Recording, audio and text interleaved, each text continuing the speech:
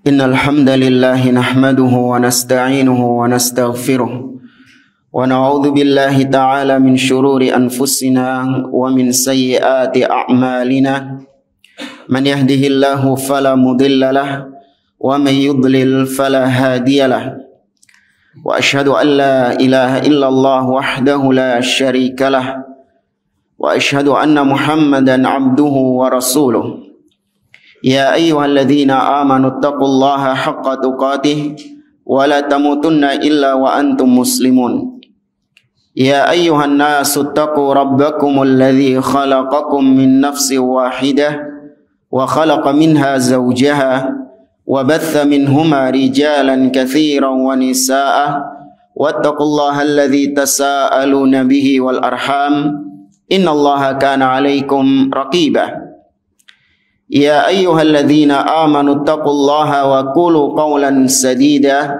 يصلح لكم أعمالكم ويغفر لكم ذنوبكم ومن يطع الله ورسوله فقد فاز فوزا عظيما أما بعد فإن أصدق الحديث كتاب الله وخير الهدي هدي محمد صلى الله عليه وسلم وشر الأمور محدثاتها وكل محدثة بدعة وكل بدعة ضلالة وكل ضلالة في النار.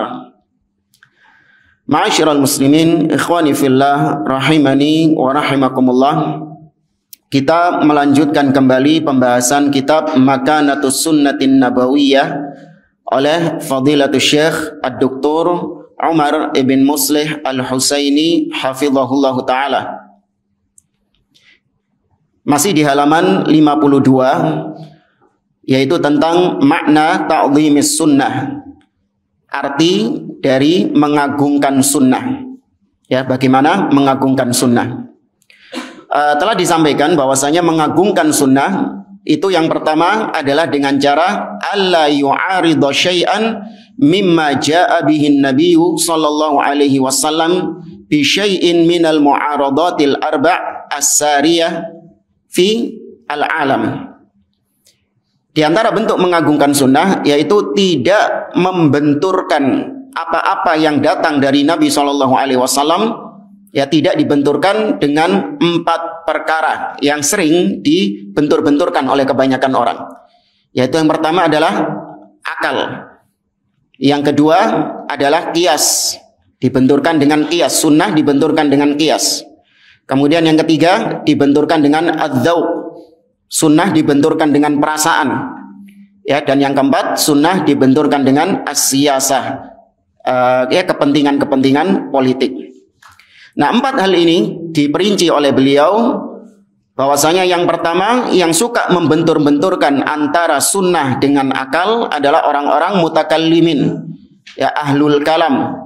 Mereka suka membenturkan nas-nas sunnah, yakni dalil-dalil Al-Quran dan sunnah dengan akal-akal mereka. Ini sudah kita bahas panjang lebar pada pertemuan yang lalu.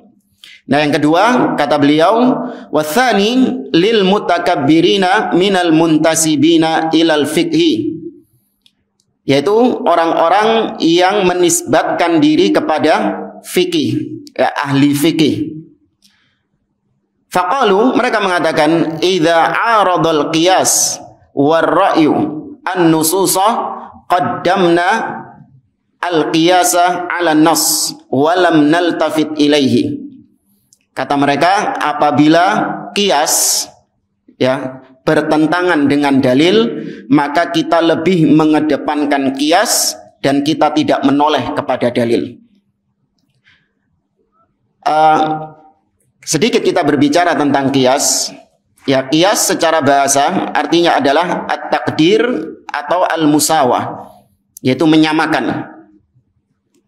Qiyas ini itu secara bahasa. Adapun secara istilah, yaitu kata para ulama, hamlu far'in ala aslin fi hukmin bijami'in bainahuma. Qiyas adalah membawa kasus cabang kepada kasus yang asalnya, ya, dibawa yang cabang kepada asalnya, kemudian ditentukan hukumnya karena ada kesamaan illah. Nggak perlu coret-coret, ya. Antum juga kemarin nggak merhatiin juga sih kan? Kata para ulama, qiyas itu ada 4 rukunnya. Ya, qiyas ini ada 4 rukunnya. Yang pertama adalah al-asl, ya, atau al-maqis. Bukan al-asl atau al-maqis alaihi, hukum asalnya. Kemudian yang kedua adalah al-fara', hukum cabangnya. Nanti akan saya perinci. Yang ketiga adalah al-hukmu atau hukmul asal, hukum yang asal ini apa hukumnya. Dan yang keempat adalah al-illah. Baik, contoh misalnya khamr, ya, yang dijadikan sebagai atau jangan khamr dulu, narkoba. Ya, baik, narkoba ini apakah ada dalilnya di dalam Al-Qur'an dan Sunnah yang secara langsung menyebut narkoba, ya, hashisha, apa ada dalil secara gamblang menyebutkan ya narkoba dengan segala macam jenisnya, entah ganja, ya, sabu, apalagi morf, utau, ya, dan segala jenisnya ada disebutkan secara khusus?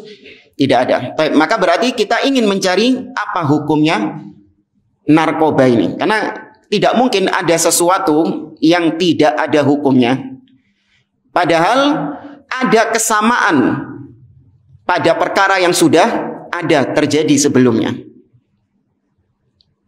Baik, karena tidak adanya dalil dari Al-Quran dan Sunnah, maka narkoba ini dikiaskan dengan apa? Khamr. Ya, narkoba ini cabangnya, cabang kasus. Sedangkan asalnya adalah khamr. Antara narkoba dengan khamr ini yang akan kita kiaskan. Kemudian yang ketiga tadi adalah hukum kasus asal. Yani hukumnya khamr apa tadi? Haram.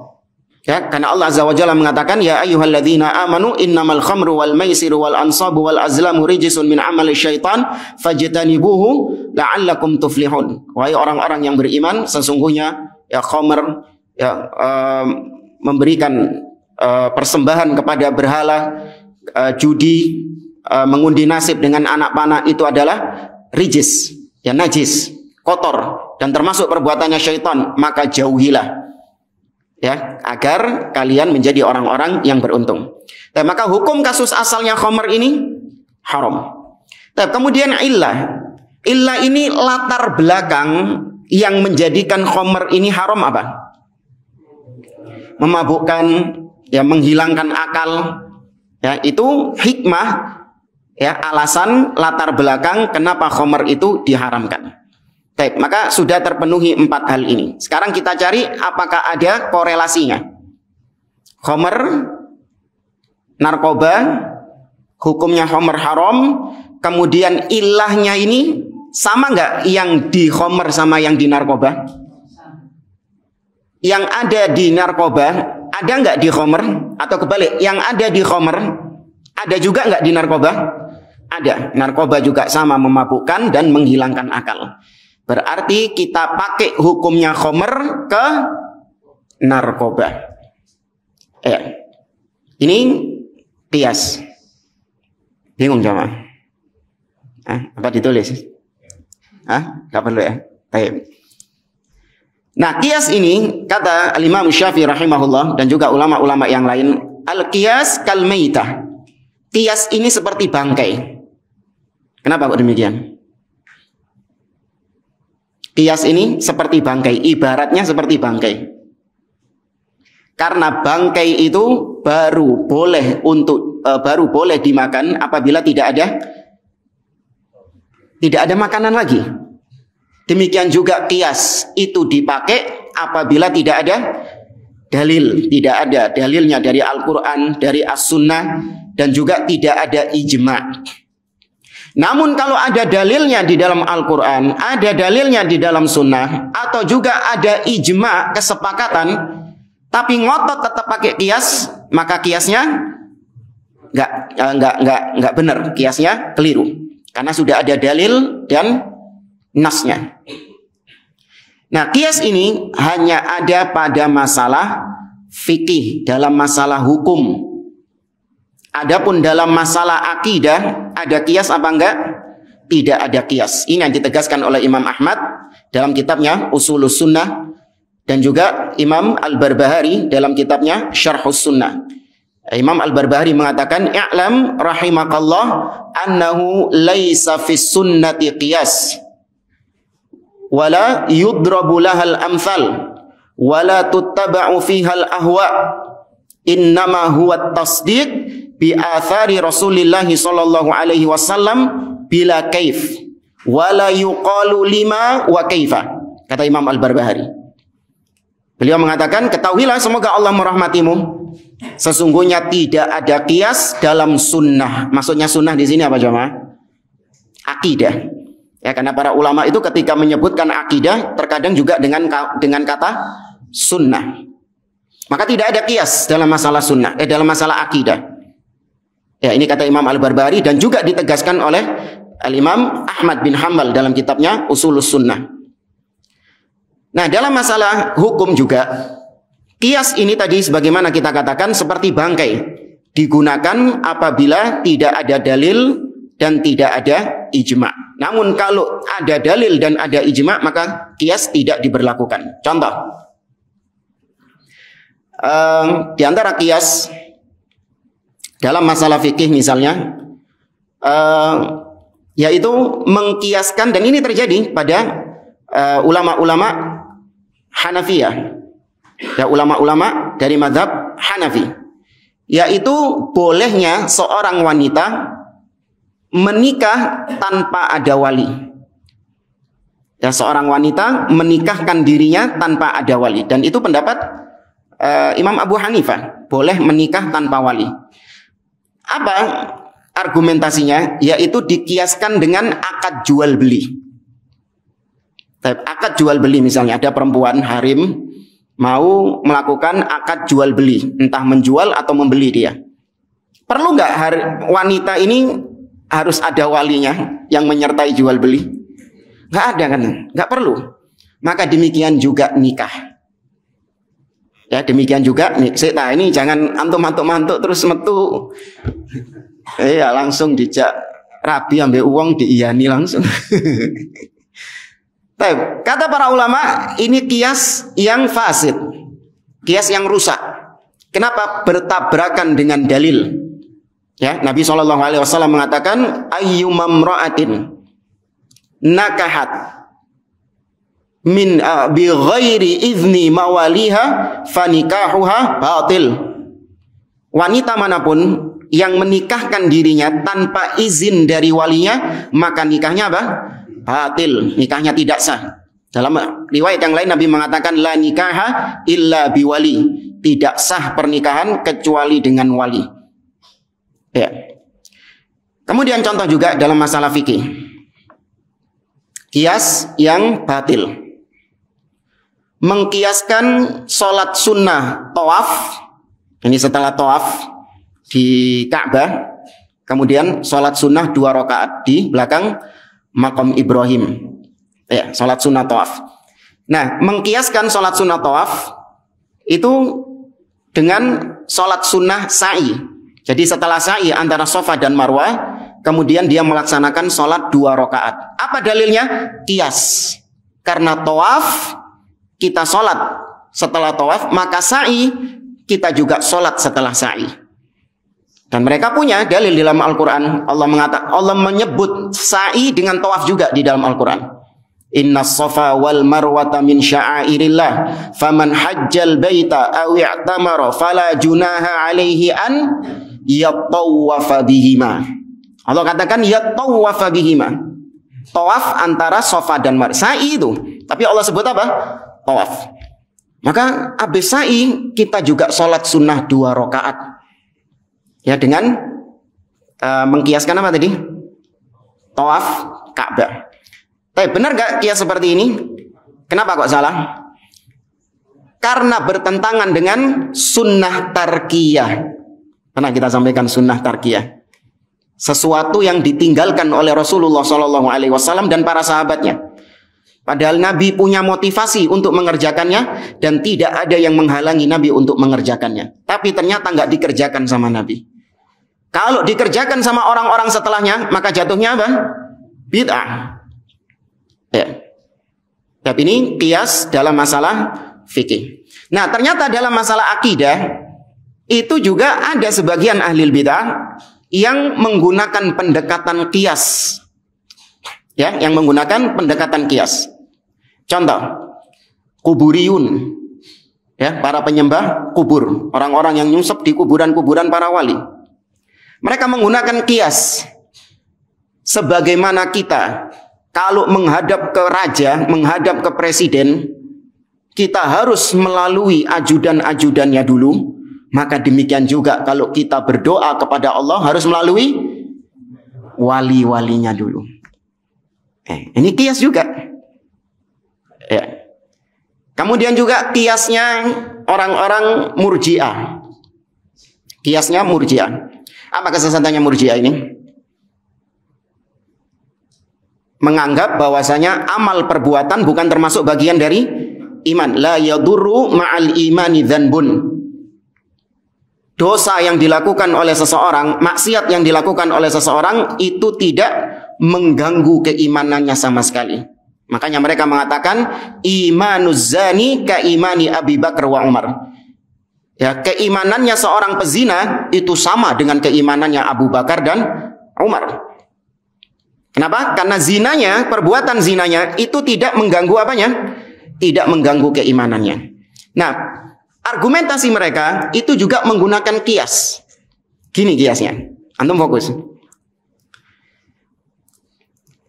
Amal kebaikan seseorang, ya amal kebaikan seseorang, pahala seseorang, yakni sholatnya, sodakohnya, hajinya, zikirnya, itu tidak akan berguna apabila ada kekufuran, ada kesyirikan dalam dirinya. Soalnya nggak jamaah?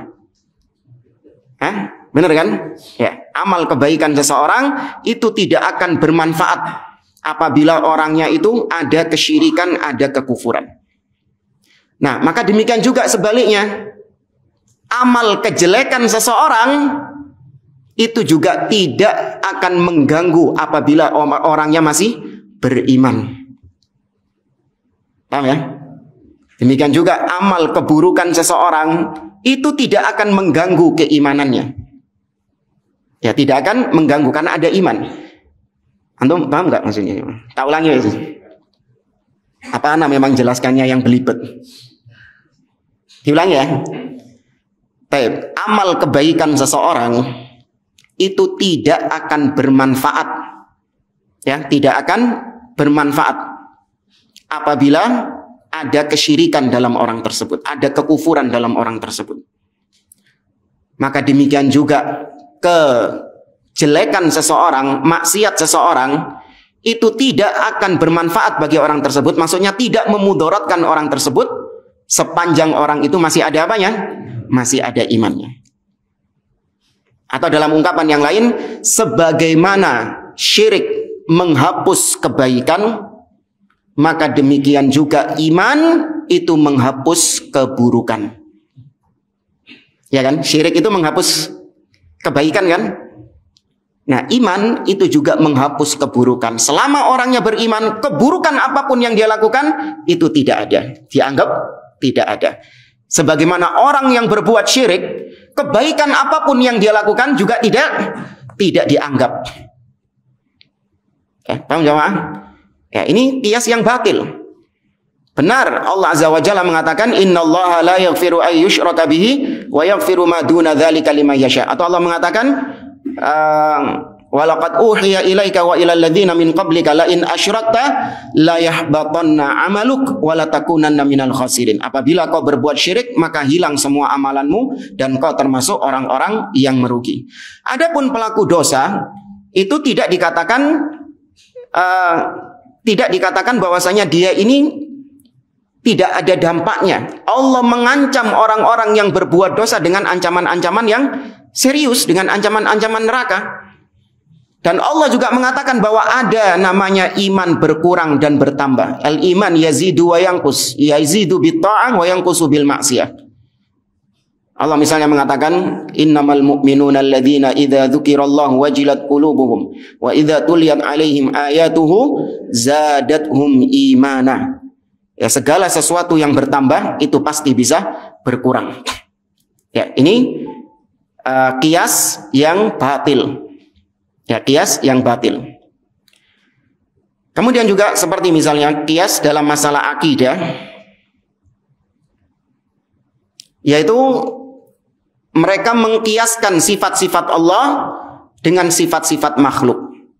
Kemudian mereka tolak sifat Allah tersebut karena dianggap mirip dengan sifat makhluk. Makanya para ulama mengatakan kullu mu'attilin mumatsil. Setiap orang yang menolak sifat Allah pasti dia jatuh dalam qiyas, menyerupakan Allah dengan makhluk dulu. Sebelum dia tolak sifat Allah tersebut, dia pasti menyerupakan Allah dengan makhluk dulu. Ada seorang dai yang viral di negeri kita, yang katanya punya hafalan luar biasa, ya, sampai tahu letak hadis kanan kiri, atas pojok kiri, bawah, depan belakang, masya Allah. Dia mengatakan bahwasanya Allah ketika turun ke langit dunia, dia menggunakan pendekatan qiyas. Ya, kurang lebihnya dia mengatakan jarak antara Lampung dengan Papua 2 jam. Kalau Allah turun di Papua, maka bagaimana Allah yang ada di Lampung? Ya, Papua sama Lampung di sini sama. Papua sih ya. Ya. Kemudian ketika Allah 2 jam berikutnya turun ke Lampung, bagaimana kondisi di Papua? Allah yang ketika ada di Papua itu bagaimana? Maka dia menolak Allah turun ke langit dunia ini. Sifat Allah ditolak sama dia. Dengan pendekatan apa? Qiyas. Tapi anehnya dia menuduh ahlu sunnah menyerupakan Allah dengan makhluk. Gara-gara ahlu sunnah menetapkan sifat nuzul, sifat turun. Katanya kalau kau tetapkan Allah itu turun sebagaimana hakikinya, maka berarti kau menyerupakan Allah dengan makhluk. Kualik mas, sampean yang menyerupakan Allah dengan makhluk. Ente yang menyerupakan Allah dengan makhluk. Yang berpindah-pindah dari Papua ke Lampung, itu sifatnya siapa? Sifatnya makhluk. Ya, maka muncul pertanyaan dari dia. Ya sudah, kalau Allah nggak kayak gitu, terus gimana? Nah itu. Mesti yang ditanyakan adalah kaifa. Makanya tadi Imam Al-Barbahari mengatakan la yuqalu lima wala kaif. Jangan ditanyakan kenapa kok bisa begitu dan bagaimana. Nggak boleh. Maka sekali lagi tidak ada qiyas dalam masalah akidah. Ya, tetapkan apa adanya. Lagian kalau di kias-kiaskan masalah akidah ini ribet. Ya, contoh misalnya bidadari. Ya, Allah sebutkan ka'annahunnal yaqutu wal marjan. Ya, bidadari itu seperti mutiara, ya, beningnya seperti berlian, putihnya seperti mutiara. Tuh, antum kiaskan sama putihnya mutiara, antum kiaskan seperti beningnya berlian. Nah, bidadari harim kayak gitu gimana sama? Medeni kan? Ya, medeni. Bahkan dalam hadis Nabi SAW mengatakan yura muhu saqiha min wara'i lahmiha minal husni atau minal hasan. Ya, minal husn.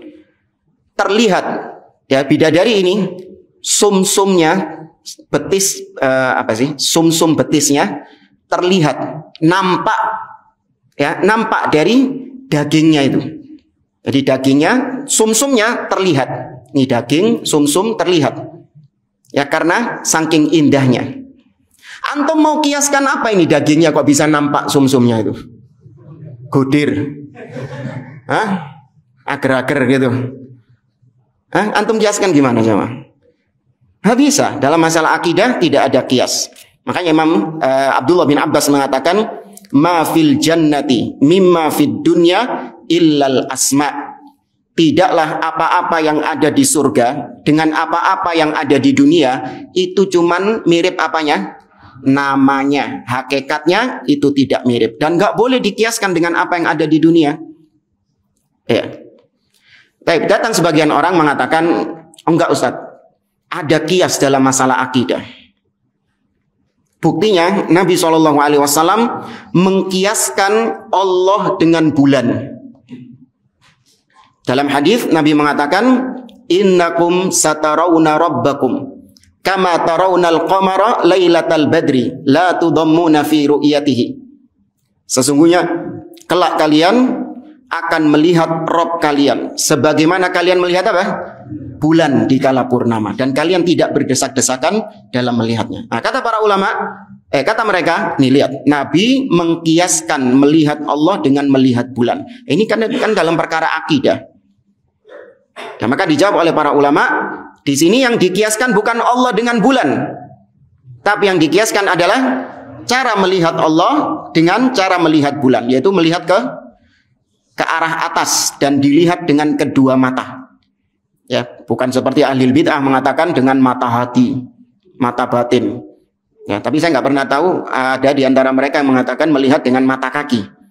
Ada. Ya. Kemudian juga ini yang lebih kuat ini jamaah. Dalam hadis Abu Hurairah radhiyallahu taala anhu menceritakan, ketika Nabi membaca firman Allah dalam surah An-Nisa, innallaha ni'imma ya'idzukum bih, innallaha kana sami'an basira. Kata Nabi, sesungguhnya Allah maha mendengar, sami'an basira. Ketika Nabi membaca ayat ini, Abu Hurairah mengatakan, Ra'aitu Rasulullah sallallahu alaihi wasallam yad'u ibhamahu ala udhunihi wallati taliha ala ainihi. Aku melihat Rasul sallallahu alaihi wasallam ketika membaca ayat ini, Nabi meletakkan jempolnya di telinganya dan kemudian jari yang setelahnya yaitu telunjuknya di matanya. Loh, bukankah Nabi mengkiaskan sifat Allah mendengar dan melihat dikiaskan sama Nabi dengan pendengaran dan penglihatan dia? Tuh, gimana antum jawabnya? Berarti ada kias dong dalam masalah akidah, dalam masalah asma wa sifat. Maka jawabannya enggak. Di sini Nabi enggak mungkin mengkiaskan antara sifat Allah dengan sifat makhluk. Tapi kata para ulama, perbuatan Nabi ini adalah litahqiqis sifah atau litakribil faham, untuk merealisasikan sifat Allah. Allah itu mendengar dengan pendengaran yang hakiki, Allah melihat dengan penglihatan yang hakiki, atau untuk memudahkan, mendekatkan pemahaman. Ya, untuk mendekatkan pemahaman bahwa Allah mendengar, benar-benar mendengar, Allah melihat, benar-benar melihat. Tapi kaidahnya tidak sama antara pendengaran Allah dengan pendengaran makhluk dan penglihatan Allah dengan penglihatan makhluk. Ya, maka sekali lagi, kalau kias tidak ada di dalam masalah akidah. Ini yang terjadi kasus, sebagian orang mengkiaskan, ya terutama orang-orang yang menisbatkan diri sebagai ahli fikih, itu sukanya main-main kias. Meskipun jelas-jelas dalil bertentangan, mereka tetap main-main kias. Seperti misalnya, apa kalau kurban besok ini mengkiaskan kambing dengan ayam, sama-sama ternak, ada nggak? Yang ternak ayam ada nggak? Beneran ada nggak maksudnya? Contoh kasusnya itu ada ya? Kok yang ternak ayam, yang kurban ayam ada ya? Tapi itu salah satu argumentasi mereka adalah kias dengan bahimatul an'am. Kan bahimatul an'am ini artinya hewan ternak. Sebagaimana unta, sapi, kambing itu diternakkan, petik pisan. Ya, maka berarti boleh kurban pakai ayam. Atau zakat fitri. Zakat fitri dengan menggunakan harta, dengan uang. Dikiaskan dengan zakat mal. Ya, ini juga kias yang rusak. Karena bertentangan dengan dalil. Nabi mengatakan bahwasanya zakat fitri itu tu'matun lil masakin, yaitu makanan bagi orang-orang yang miskin, bukan uang. Ya, tapi makanan. Ala kulli hal, Ahlus Sunnah pertengahan dalam masalah kias ini. Tidak menolak kias sebagaimana orang-orang Dhahiriyah, Mu'tazilah. Ya, mereka menolak kias. Nggak mau kias sama sekali. Dan juga ada orang-orang yang berlebih-lebihan dalam masalah kias, sampai-sampai menolak dalil. Ahlus Sunnah pertengahan, kias itu ada. Namun kias hanya ada dalam masalah apa tadi? fikih, dalam masalah hukum, bukan dalam masalah akidah, itu pun kias yang tidak bertentangan dengan nas dan tidak bertentangan dengan ijma'. Nah, ini sekilas tentang kias. Kita tidak terlalu mendalam tentang kias ini. Watsalits, kemudian yang ketiga, lil mutakabbirinal munharifina minal muntasibina ila tasawuf waz zuhud. Orang-orang yang menolak sunnah dengan dzauq, dengan perasaan. Yaitu kebanyakan orang-orang yang menisbatkan diri kepada sufi, tasawuf. Bagaimana penyimpangannya? Idza ta'arada indahum adz-dzauq wal amr, qaddamu adz-dzauq wal hal wa lam ya'ba'u bil amr. Kalau ada syariat, ya dalil yang bertentangan dengan perasaan, maka kita lebih kedepankan perasaan dan kita tidak mengambil dalil itu. Kita lebih mengedepankan perasaan. Ya, ini diantara sufi ini orang-orang jama'atut tabligh. Di antara asas dakwah mereka adalah hanya beramar ma'ruf. Mereka tidak mengingkari kemungkaran. Itu asas dakwah mereka. Kenapa mereka nggak mau mengingkari kemungkaran? Karena menurut mereka itu akan menyinggung perasaan orang yang didakwai. Ya, menyinggung perasaan orang yang didakwai. Ketika kita katakan bahwa syirik ini masuk neraka, bahwasanya ngerokok ini masuk neraka, khamr ini. Ketika kita bawakan dalil-dalil ancaman terhadap perbuatan dosanya itu, tentu ini akan melukai perasaannya. Nah, terus gimana? Ya enggak, kita amar ma'ruf saja. Kita ajak dia sholat, kita ajak dia ke masjid, kita ajak dia untuk puasa, kita ajak dia untuk baca Quran. Terus kemungkarannya gimana? Biarkan. Nggak diingkari sama mereka. Kenapa? Karena perasaan tadi. Ya, ini contohnya. Ini asasnya jamaah tabligh memang demikian. Ya, makanya di antara tokoh mereka datang ke konser jamaah. Ya, tokoh jamaah tabligh di negeri kita datang ke konser musik yang ada. Mereka nggak mengingkari kemungkaran itu. Ya, kau ngapain di sana itu? Ya, di sana mereka kami ajak untuk sholat, kami ajak untuk, pokoknya diajak kepada kebaikan, tapi tidak mengingkari kemungkarannya. Kalau maksiat saja nggak diingkari, apalagi yang lebih dahsyat dari maksiat apa? Syirik. Ya, jamaah tabligh sama sekali tidak memperhatikan masalah mengingkari kesyirikan ini. Bahkan karena mereka adalah para pelaku-pelaku kesyirikan, justru mereka nggak mungkin mengingkari kesyirikan itu. Ya. Kemudian di antara juga orang-orang yang menggunakan perasaan, yaitu mereka yang anti dengan ar-rudud, membantah. Ya, membantah orang-orang yang menyimpang. Syekh Abdul Malik Ramadhani, hafizahullah taala, pengarang kitab apa? Yang paling terkenal?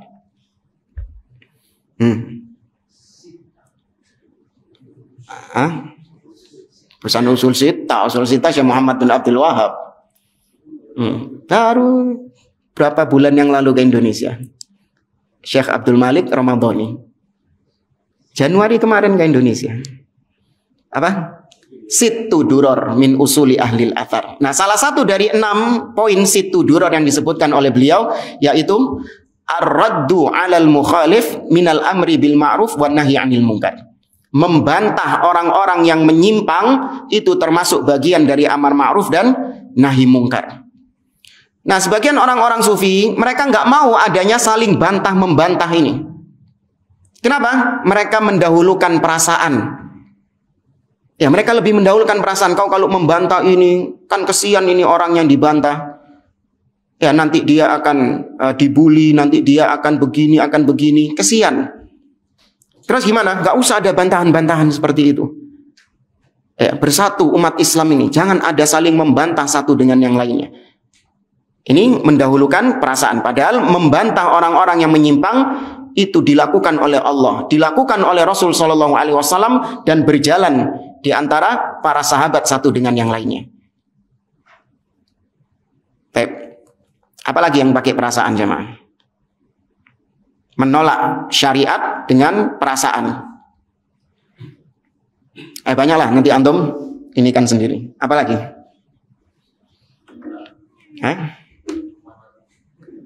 Naam, hukuman mati, hukum-hukum syariat. Naam, sahih. Ya, hukuman-hukuman had yang ada di dalam Islam seperti potong tangan bagi pencuri, kisos bagi pembunuh, dan yang lainnya, itu kata mereka lebih baik ditiadakan. Ya, karena perasaan mereka mengatakan bahwa itu tidak manusiawi. Ya, itu tidak berperi kemanusiaan. Maka lebih baik ditiadakan. Rajam tuh, ngeri lagi ini rajam ini bagi orang yang berzina. Ya, tidak berperi kemanusiaan. Mereka lebih mendahulukan perasaan daripada dalil. Akhirnya mereka lebih mengedepankan perasaan itu dan membuang dalil tersebut. Nah, kemudian yang keempat, warabi', menolak dalil dengan politik, dengan urusan-urusan politik. Ini terjadi kata beliau lil mutakabbirinal munharifina minal wulati wal umara al jairin. Yaitu terjadi pada pemimpin-pemimpin, penguasa-penguasa yang zalim. Idza ta'arada 'indahum asy-syari'ah was-siyasah qaddamus siyasata. Ketika para pemimpin-pemimpin zalim ini mereka melihat bahwasanya dalil-dalil Al-Qur'an dan Sunnah, ya, ajaran Nabi, syariat Nabi bertentangan dengan agenda politik, bertentangan dengan urusan-urusan siyasah, urusan politik, maka lam yaltafitu ila hukmi syara'. Mereka tidak menoleh kepada hukum syariat itu. Mereka lebih mengedepankan agenda politik mereka. Ya, contoh misalnya seorang ketika menjadi pemimpin, entah dia RT atau dia gubernur atau dia wali kota dan yang semisal dengannya, dia tahu bahwasanya hukum berjabat tangan dengan wanita yang bukan mahram haram. Itu syariat. Ya. Namun kalau dia nggak melakukan itu, nanti akan dibully, nanti akan dicaci maki, ya. Apalagi nanti kalau ini yang saya yang saya tolak jabat tangannya adalah investor yang mau ngasih, yang mau berinvestasi di tempat saya. Nanti kalau saya nggak menjabat tangannya, nggak ini, nanti tersinggung, akhirnya nggak jadi investasi di tempat saya begini, akhirnya agenda politik saya begini-begini. Dikesampingkan hukum syariat ini demi untuk agenda-agenda politiknya, ya, dan yang semisal dengannya ini. Tapi ini 4 kondisi kata beliau orang-orang yang mempertentangkan sunnah dengan 4 hal ini. Maka untuk mengagungkan sunnah, jangan mempertentangkan sunnah dengan 4 hal tadi. Dengan akal, dengan kias, dengan perasaan, dan dengan urusan-urusan politik. At-tsani, yang kedua, mengagungkan sunnah, alla yattahima dalilan min adillati syar'i bihaitsu yadhunnuhu fasidad dalalah au naqisad dalalah au qasiraha au anna ghairahu kana aula minhu.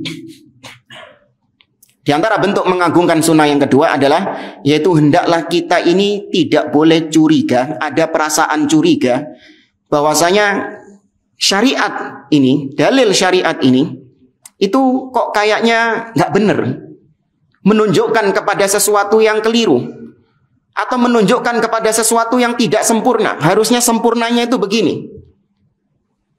Nah, dugaannya ini menunjukkan bahwasanya dia tidak mengagungkan sunnah. Contoh misalnya, dia menganggap bahwasanya syariat ta'addud misalnya ini contoh tok. Dia menganggap bahwasanya syariat ta'addud ini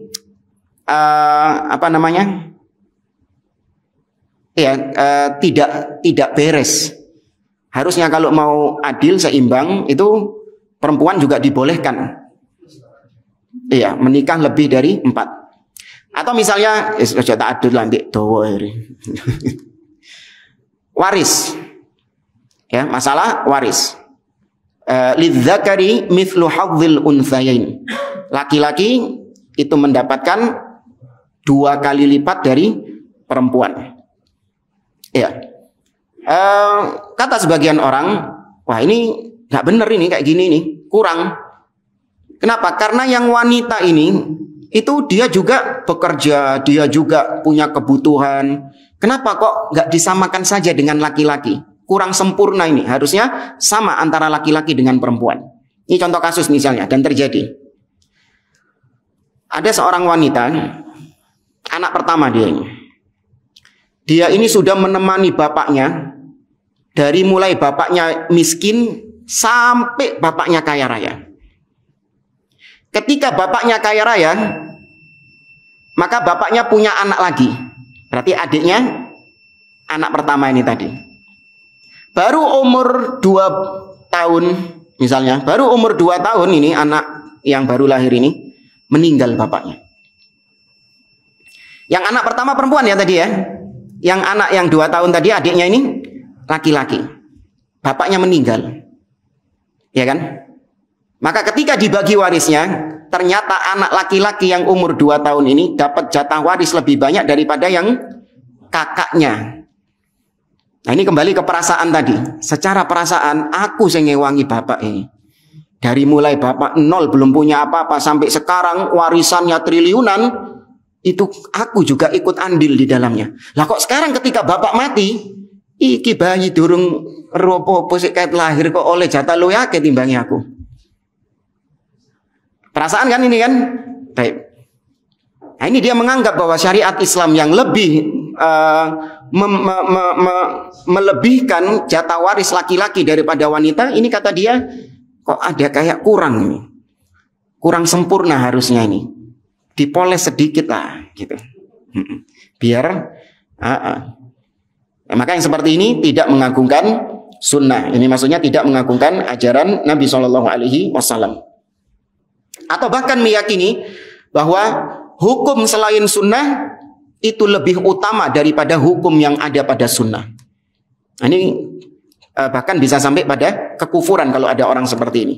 Menganggap bahwasanya hukum selain Allah lebih baik daripada hukum yang diturunkan oleh Allah Azza wa Jalla. Kemudian kata beliau, "Wa man aradalahu syai'un min dzalik falyattahim fahmahu wal ya'lam annal afata minhu wal baliyata fihi." Kalau ada dalam diri kita perasaan seperti itu, kok kayaknya syariat Islam kok ini yo. Ya kan, syariat Islam kok seperti ini ya. Ketika ada pemimpin yang zalim, kita kok disuruh bersabar, mendengar dan taat kepada pemimpin tersebut. Kok nggak disuruh demo? Hah? Kok nggak disuruh memberontak? Nabi mengatakan fasma wa ati', tetap dengar dan taati. Wa in duriba dhahruka wa ukhidha maluk fasma wa ati'. Meskipun punggungmu dipukul, meskipun hartamu dirampas, tetap dengar dan taati. Riwayat Imam Muslim dari hadis Udzaifah bin Yaman.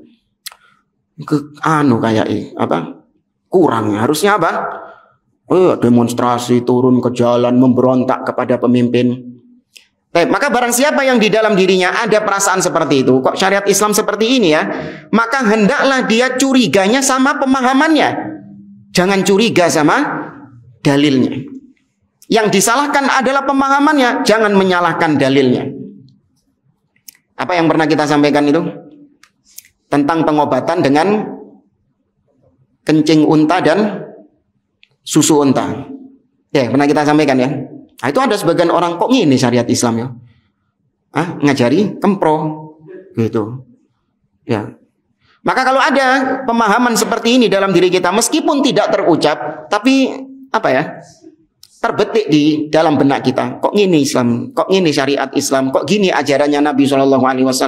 Maka jangan menyalahkan dalilnya, tapi salahkan pemahamanmu. Sebagaimana seorang penyair pernah mengatakan, wa kam min aibin qaulan sahihan wa afatuhu minal fahmis saqim.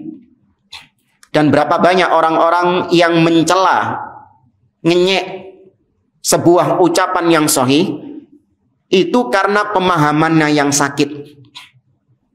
Dia mencela ucapan yang benar bukan karena ucapannya ini salah, tapi karena pemahamannya yang sakit, karena dia yang ada penyakit. Ibarat seperti misalnya orang lagi sakit, antum kasih makanan yang paling lezat, tetap kata dia apa rasanya? Nggak enak.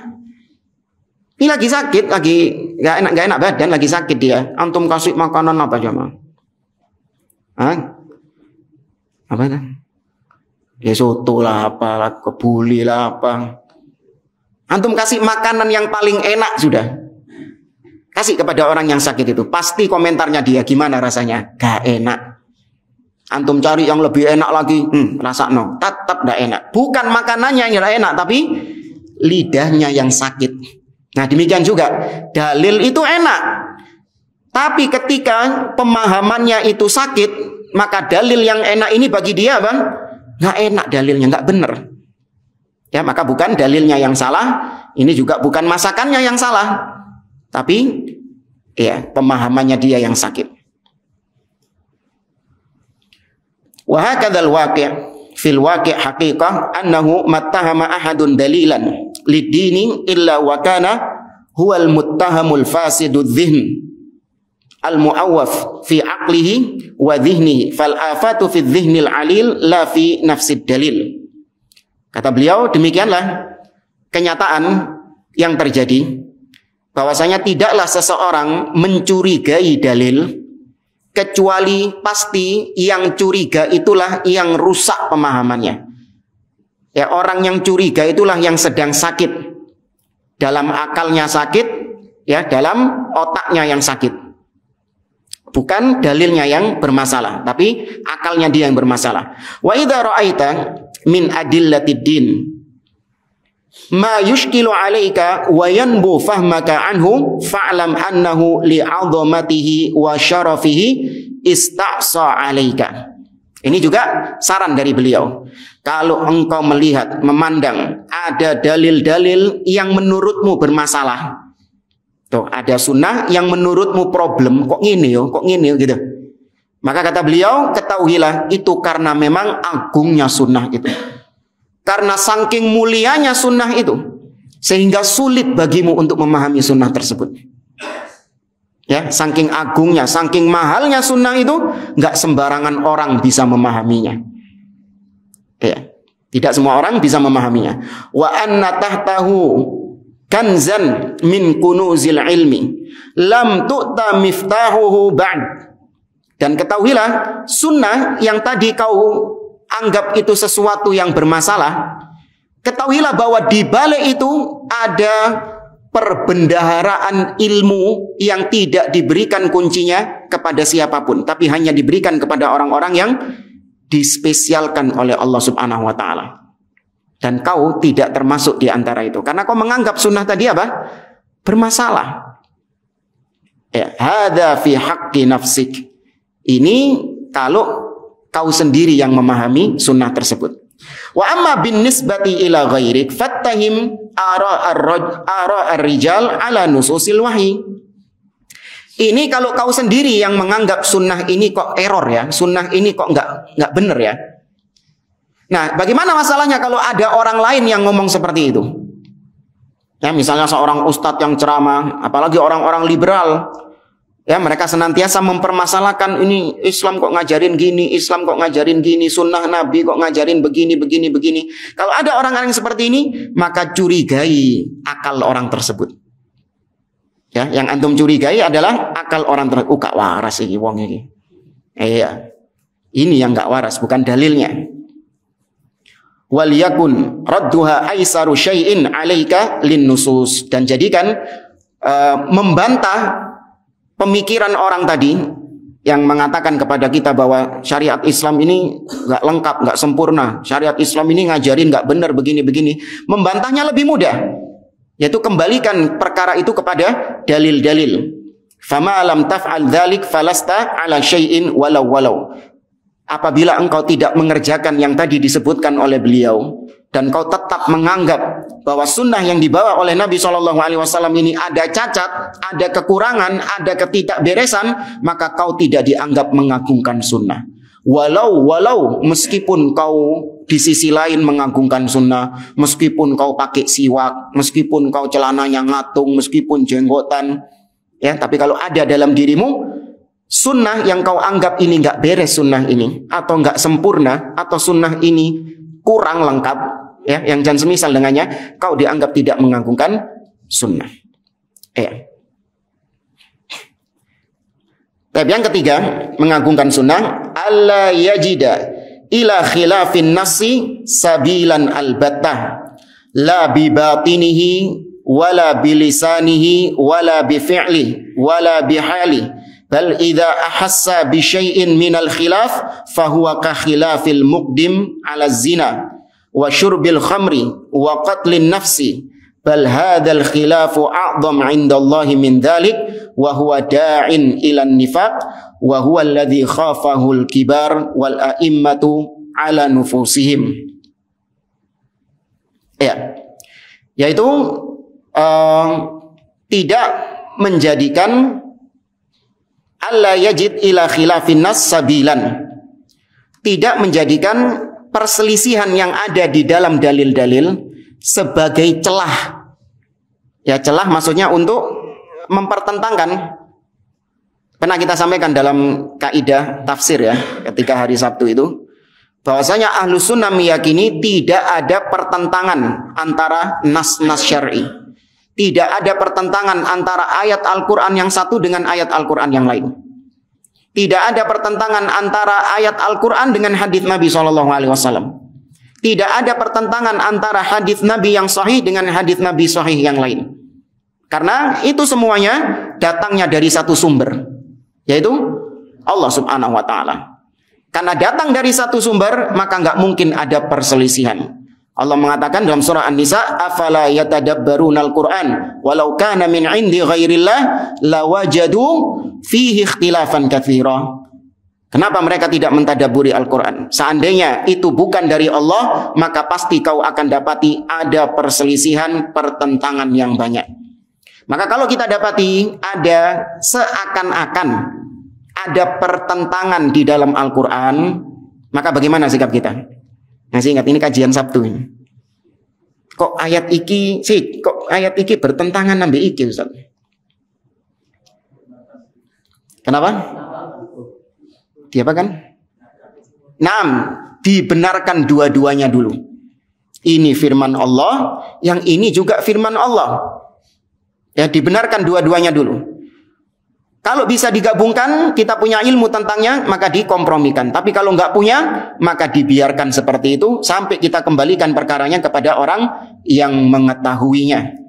Ya, contoh Allah mengatakan misalnya bahwasanya Allah Subhanahu wa Ta'ala banyak berfirman bahwa Dia berada di atas. Aamintum man fis sama ayakhsifa bikumul arda fa idza hiya tamur. Apakah kalian merasa aman dari yang di atas? Ya Ar-Rahman 'alal arsyistawa. Ya inna rabbakumullahu alladzi khalaqas samawati wal arda fi sittati ayyamin thumma istawa 'alal arsy, dan yang lainnya.